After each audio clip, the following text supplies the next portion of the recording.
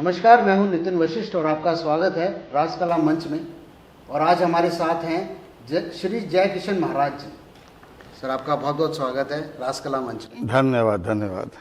Sir, सबसे पहले तो मैं आपके नाटक के बारे में, आज जो प्रस्तुति है उसके बारे में थोड़ी आप उस पर रोशनी डालें एक बार। जी, वैसे तो हम लोगों का जो नाटक से कोई ज़्यादा वो ताल्लुकात नहीं है, क्योंकि नाटक का एक अपना एक तरीका है, लेकिन नृत्य नाटिका के माध्यम से हम लोग अपनी प्रस्तुति करते हैं।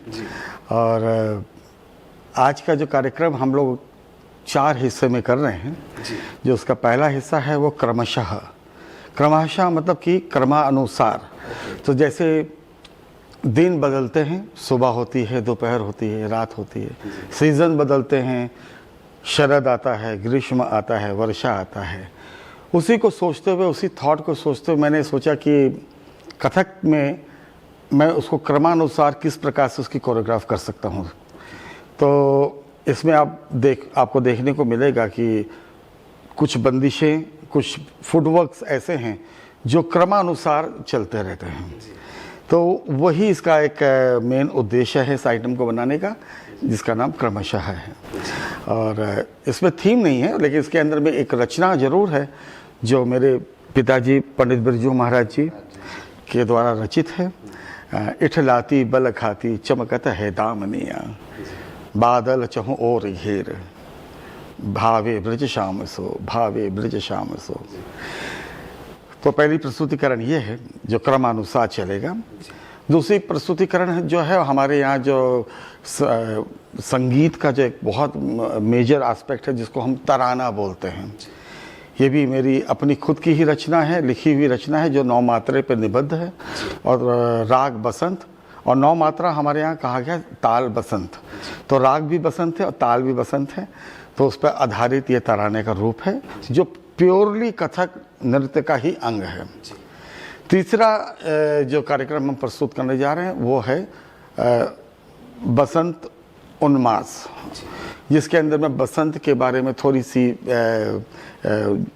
बसंत के अनुसार नृत्य का जो बंदिशें हैं या तिहाइयाँ हैं या उसका स्वरूप है, उसके अंदर बीच में कुछ श्लोक भी आ जाते हैं और बसंत को वो दर्शा रहा है।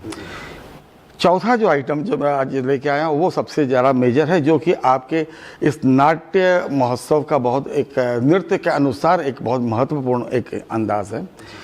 और इसकी रचना जो है मेरे पिताजी पंडित बिरजू महाराज जी ने की थी।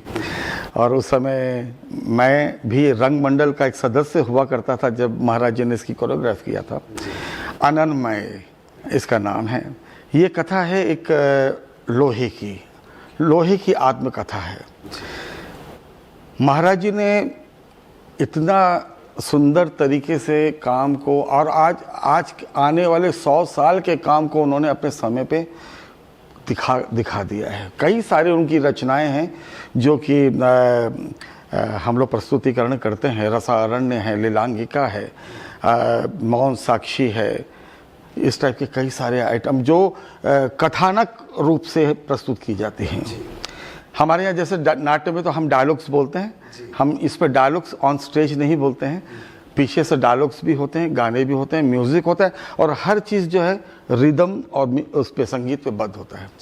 तो इसकी छोटी सी कल्पना महाराज जी की ये थी कि एक लोहे का टुकड़ा है जो राह में पड़ा हुआ है, और लोग आते हैं जाते हैं, कई बार लोग टकरा जाते हैं उससे जाकर के, और बड़े ईर्ष्या से उसको देखते भी हैं कि ये क्या पड़ा हुआ है, उसको धक्का देके कहीं किनारे कर देते हैं। लेकिन वहीं पर 2 थोड़े से बदमाश काइंड ऑफ पीपल आते हैं वहाँ पर, जो लोहार के रूप में हैं। वो लोहे का टुकड़ा देखते हैं तो उनके दिमाग में उसकी उपज आती कि क्यों ना इस लोहे के टुकड़े को हम कुछ एक रूप दें। हाँ, कुछ इसको बनाएं। तो जैसे मैंने कहा कि बदमाश टाइप के, तो वो लोहे के टुकड़े को लेके अपने जाते हैं, उसको आग में तपाते हैं और उसके अंदर में एक तेज धार बनाते हैं जिसको तलवार का नाम दिया गया।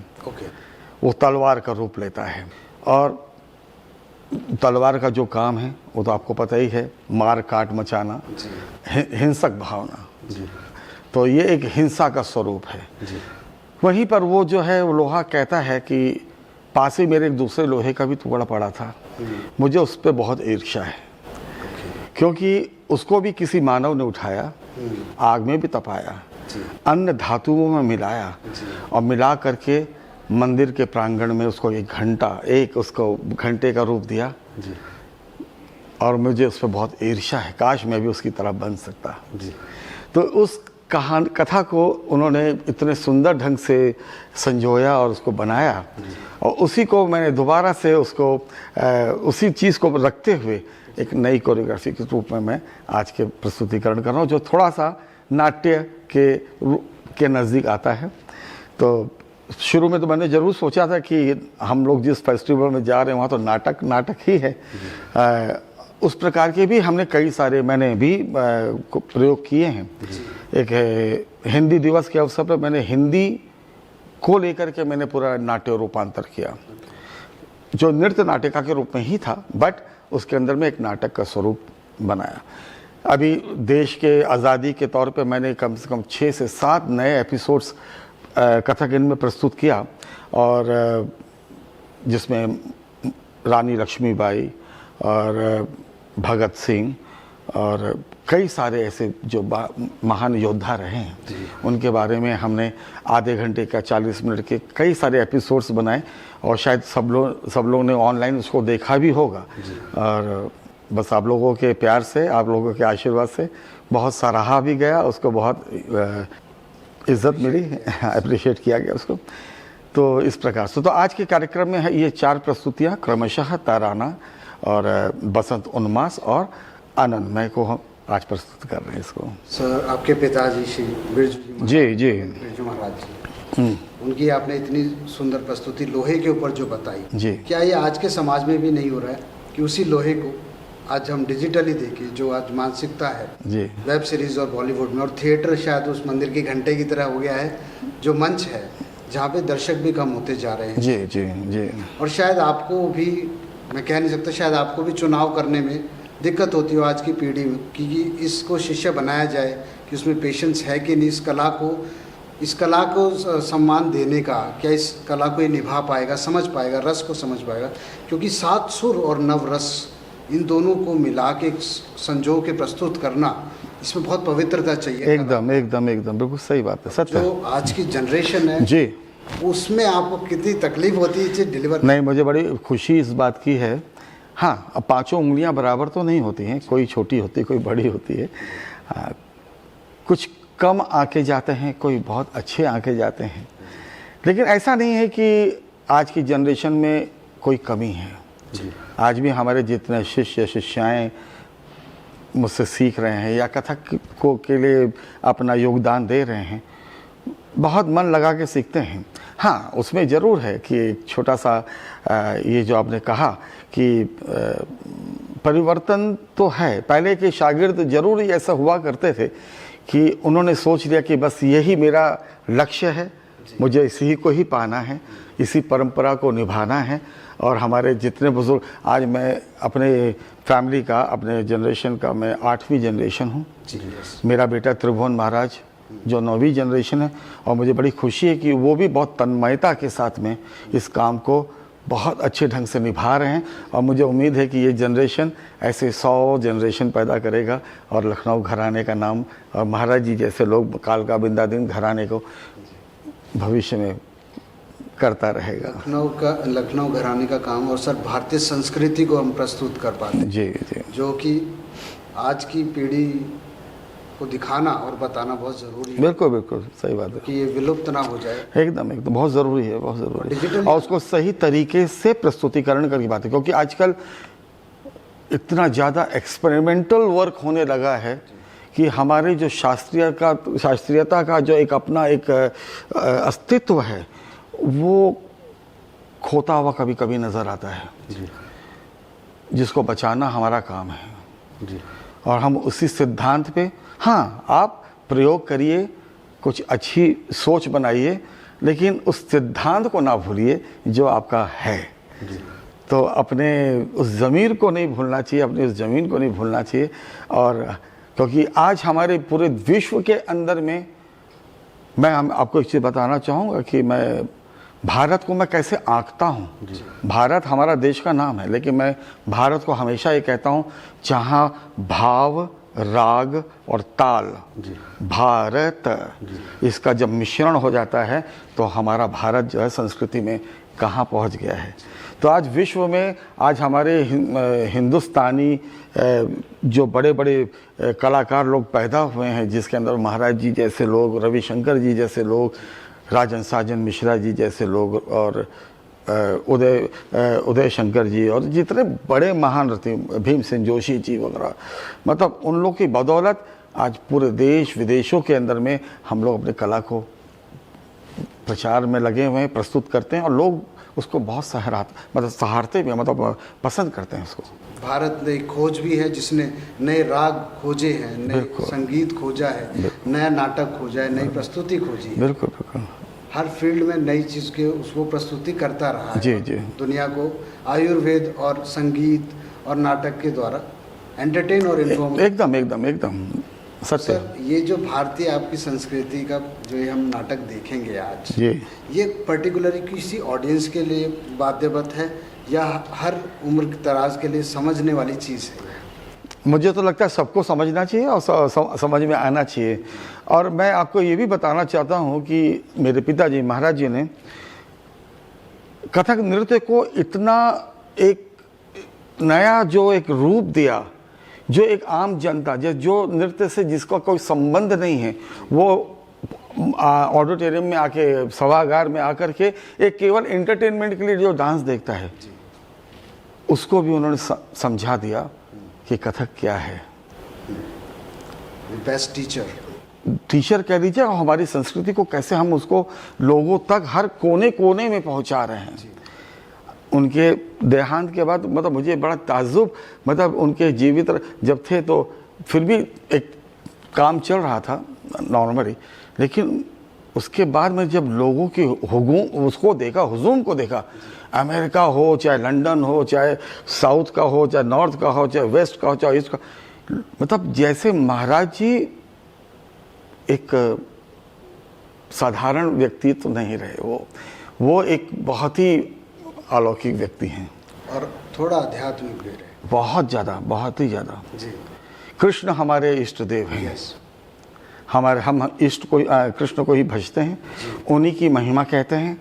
हमारे ग्रेट ग्रैंडफादर जी बिंदादीन महाराज जी ने लगभग 5000 से भी ज़्यादा रचनाएं रची हैं। हमारे लखनऊ घराने की जो ठुमरी, दादरा, भजन, कवित, फलान, सादरा इत्यादि, मतलब बतौरे हैं, और जो सिर्फ कृष्ण को भजते हैं हम लोग और उनकी महिमा करते हैं। और उसी परंपरा को लगते हुए महाराज जी ने लाखों हज़ारों चीज़ें लिखी हैं, और उसी सिद्धांत पे चलते हुए मैं भी कोशिश में हूँ। और आज मैं करीब 300-350 चीज़ों को मैं लिख चुका हूँ और मैं रचनाएं करता हूँ। जबकि मैंने अपने शब्दों में तो एक लघु रामायण भी मैंने अपने शब्दों में लिखा। तुलसीदास जी ने और वाल्मीकि जी ने तो लिखा ही लिखा है, तो मैंने कहा कि मैं क्यों ना रामायण, चाहे वो संक्षिप्त रूप में, अपने शब्दों में लिखूं। और उसका मैंने मंचन, कोरियोग्राफी मैंने किया और उसकी प्रस्तुतिकरण भी किया मैंने। श्री कृष्ण जी 16 कलाओं से संपूर्ण थे। श्री राम जी मर्यादा पुरुषोत्तम राम थे जी, उन्होंने अपने सिद्धांत को पहले रखा, जी जी, मर्यादा में रही। कृष्ण जी रास लीला रचाते थे जी। तो इन दोनों को प्रस्तुति में कितना फर्क आता है सर? बस उनकी जो उनका एक अपना ढंग, तो कृष्ण जो है वो एक जैसे 16 कलापूर्ण, हमारे यहाँ कहा गया है कि कथक, पहले कथक का मतलब क्या है? कथक का मतलब सिर्फ ये नहीं कि हम कथक नाचते हैं। कथक, इधर से पढ़ लीजिए कथक, इधर से पढ़ लीजिए कथक, तीनों बराबर है। कथा भगवान कृष्ण की। तो आप देखिए वर्ण वाला हिंदी में आप देखेंगे तो क ख ग घ अंगा जो है, जो क शब्द है वो पहला अक्षर आता है, क, जो भगवान कृष्ण है। थ शब्द जो है वो 17वां अक्षर आता है, लेकिन क शब्द पे क्योंकि कृष्ण जी विराजमान है तो वो खिसक के वो 16 पे आ गए। था तो 16 कलापूर्ण भगवान कृष्ण की गाथा, यह कथक की कहानी, कि कथक का जो हम लोग कहते हैं। तो तो चाहे मर्यादा पुरुषोत्तम राम जी की हम बात करें, उनकी महिमा उसी तरीके से जैसे हम भगवान कृष्ण की महिमा कहते हैं, भगवान शिव की महिमा, सभी की महिमा हम उसी प्रकार से नृत्य नाटिका के रूप में, वंदना के रूप में, भजन के रूप में प्रस्तुत करते ही हैं। जैसे एक मानव का जीवन चलता है ब्रह्मा विष्णु महेश, बस तीन बस चीजें बस जो भी बस कर्म कराती है, बिल्कुल बिल्कुल, और वही प्रस्तुति है, वही भाव। बस बस। सर लास्ट क्वेश्चन मेरा आपसे यही है। जी, हमारा 11वां चलो थिएटर है और रासकला मंच से हम प्रस्तुत कर रहे हैं इसको, जी और हरियाणा के अंदर पाइट के अंदर हम जी जी जी इस इवेंट का इनिशिएटिव रवि मोहन जी हमारे डायरेक्टर हैं। जी जी जी जी जी। ये इवेंट के बारे में आप कुछ कहना चाहेंगे? सबसे पहले तो मैं रवि मोहन जी को अभी आज जब मिला हूँ तो मुझे लगा कि मैं एक दूसरे कलाकार से मेरी मुलाकात हो रही है। उनके अंदर में वो कलात्मक एक रूप देखने को मुझे मिला, और जिस प्रकार से उन्होंने हम सबका स्वागत किया। कलाकार जो है ना, वो प्यार का भूखा है, मान सम्मान का भूखा है। जब उसको मान सम्मान मिलता है, प्यार मिलता है, तो उसके लिए आगे और कुछ नहीं है। तो मुझे बहुत ही आनंद आया उनसे मिल करके, और ऐसे नाट्य में आकर के हम नृत्य नाटिका द्वारा हम आज मनोरंजन करने की कोशिश करेंगे, जो कथक केंद्र की एक बहुत बड़ी प्रस्तुतिकरण है। हमारे महाराज जी भी मतलब समझ लीजिए कि कथक केंद्र का जब नींव रखा गया तो महाराज जी के नाम से ही नींव आया, और महाराज जी जब तक कथक केंद्र में रहे तो कथक केंद्र महाराज जी के नाम से जाना गया। तो मैं बहुत बड़ा अपने को सौभाग्यशाली समझता हूँ कि जिस संस्था में आज मैं 35 साल से जुड़ा हुआ हूँ, वो जिसकी स्थापना जरूर वो एक सरकारी है, पहले भारतीय कला केंद्र के अंदर में था, उसके बाद उसको सरकार ने अपने अंडर में लिया, संगीत नाटक एकेडमी के अंदर में। लेकिन उसके अंदर में जितने भी महान गुरुओं ने जो अपनी योगदान दिया है, जिसमें शंभू महाराज जी, हमारे दादाजी, लक्ष्मण महाराज जी, हमारे पिताजी महाराज जी, कुंदलाल गंगानी जी, और दुर्गालाल जी, पुरुषोत्तम दास जी, अनेकों मतलब ऐसे महान हस्ती जिनके बारे में, जिनका नाम लेते हैं तो हम कान पे हाथ लगा कर उनको प्रणाम करते हैं। उनका वो योगदान बहुत रहा है, और उसी परंपरा को कायम करते हुए आज मैं और मेरे साथ में राजेंद्र गंगानी जी हैं, मालती श्याम हैं, समीक्षा शर्मा जी हैं, और ऐसे कथक केंद्र में सीनियर क्लासेस और जूनियर क्लासेस 2 अलग अलग डिपार्टमेंट्स में हम लोग काम कर रहे हैं। और मेरे ख्याल से मोर देन 1000-2000 बच्चे होंगे, जहाँ तक मुझे लगता है। मैं कभी गिनती नहीं किया, लेकिन और सब बच्चों के अंदर में वही लगन, वही मेहनत है। उनको वही गुरु शिष्य परंपरा के अंतर्गत उनको नृत्य की शिक्षा दी जाती है, क्योंकि ये विधा जो है, ये कथक या कला, हमारी जो शास्त्रीय विधा है, ये फुटकर नहीं है, ये डिसिप्लिन का वह है, ये साधनालय है।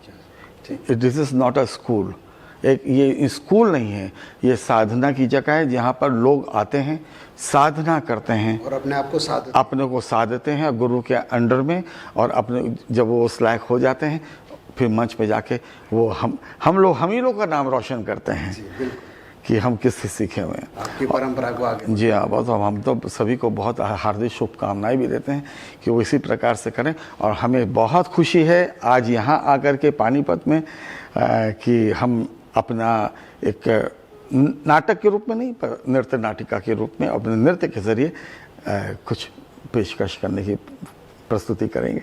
महाराज जी, हम भी बहुत ज़्यादा सौभाग्यशाली हैं कि आप हमारी भारतीय संस्कृति को बनाए हुए हैं और हमारे मंच में प्रस्तुत कर रहे हैं, और उम्मीद करेंगे कि ये और बढ़े, कथक हर आज की जनरेशन को पता लगे असल में चीज़ क्या है, असल में जो आत्मा से जो जुड़ाव है, परमात्मा और आत्मा का जो सम्मेलन हम कला के थ्रू करते हैं, और लोगों को कोशिश करते हैं कि वो भी एक अलग तरीके से भगवान से जुड़ सकते हैं, जैसे कृष्ण से। बिल्कुल। और आपके थ्रू हम जान सके, और नेक्स्ट जनरेशन आप बहुत इसी कला को पूर्ण कला के साथ आगे प्रोसीड करें। जी।